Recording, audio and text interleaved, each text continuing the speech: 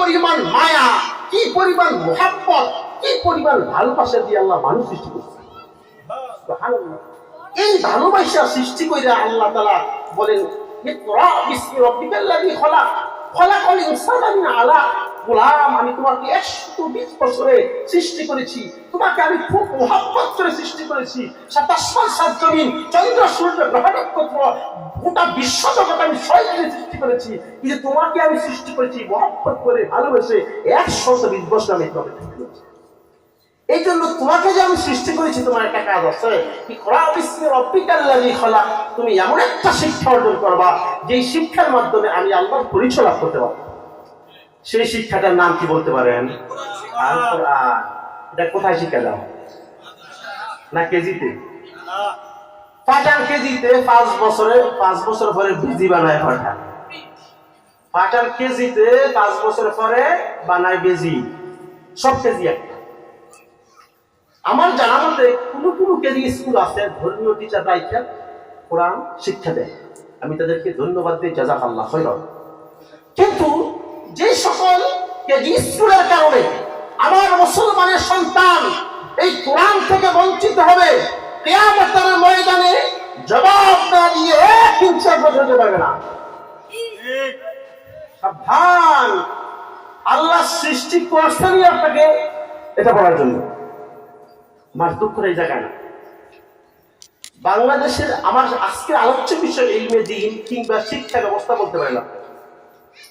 বাংলাদেশের 3 ধারার শিক্ষা, কওমি, আলিয়া, কলেজ, ইউনিভার্সিটি। এই 3টা ধারার শিক্ষা প্রতিষ্ঠান থেকে আমি গোলামের বাচ্চা, গোলাম, সর্বোচ্চ ডিগ্রি নিয়েছি আলহামদুলিল্লাহ। শিক্ষা প্রতিষ্ঠানের প্রতি আমি ব্যক্তির আকর্ষণ নাই। আমার দুঃখটা হলো এই জায়গায় যে আল্লাহ তাআলা আপনাকে 120 বছরে মুহাব্বত করে ভালোবাসে সৃষ্টি করেছেন। এই মেধা দিয়েছেন আল্লাহ তাআলা। এই মেধা দিয়ে আপনি অনার্স মাস্টার্স পর্যন্ত করেছেন, পিএইচডি হোল্ডার, বিসিএস ক্যাডার হয়েছেন, ডাক্তার, ইঞ্জিনিয়ার হয়েছেন। কিন্তু এই মেধা দিয়ে আপনি কোরআনটা সুবিশুদ্ধভাবে তেলাওয়াত করতে পারেন। এদেশের হাজার হাজার লক্ষ লক্ষ যুবক যুবতী তারা ইংলিশ রিডিং পারে, অনর্গল কথা বলতে পারে, কিন্তু আল্লাহর কোরআনটা সহি শুদ্ধভাবে তেলাওয়াত করতে পারে।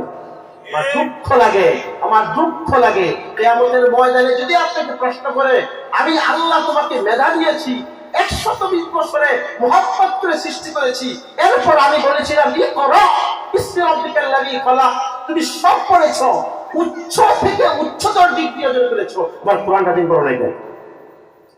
যে সমস্ত গার্ডিয়ান, মা বাবারা তাদের সন্তানদেরকে কোরআন শিক্ষা দেয় নাই, জাহান্নামে যাওয়ার জন্য প্রস্তুতি গ্রহণ করেন। যদি বাঁচতে চান এখন থেকে কোরআন শিক্ষা দেওয়ার ব্যবস্থা করুন। এই যে কোরআন এখানে বসে বসে তেলাওয়াত করে, আপনারা কি মনে করেন এই কোরআন তেলাওয়াত করা খিদিরপুর, এটার আওয়াজ তো আপনার মেম্বার, চেয়ারম্যান, এমপি, মন্ত্রীর বাড়িতে লাগে না। খিদিরপুর বৈশা বৈশা কোরআন তেলাওয়াত করে।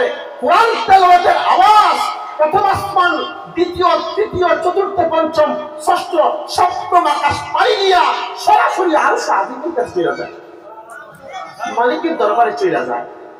আপনার হাদিস আছে, ফাল্লিদু আন্নি ওয়ালাউ আয়া ওয়া হাদিসু আন বানি ইসরাঈল ওয়ালা হারাজা ওয়া মান কাযাবা আলাইয়া মুতাআম্মিদান ফালিয়াতাবাওয়া মাকআদাহু মিনান নার।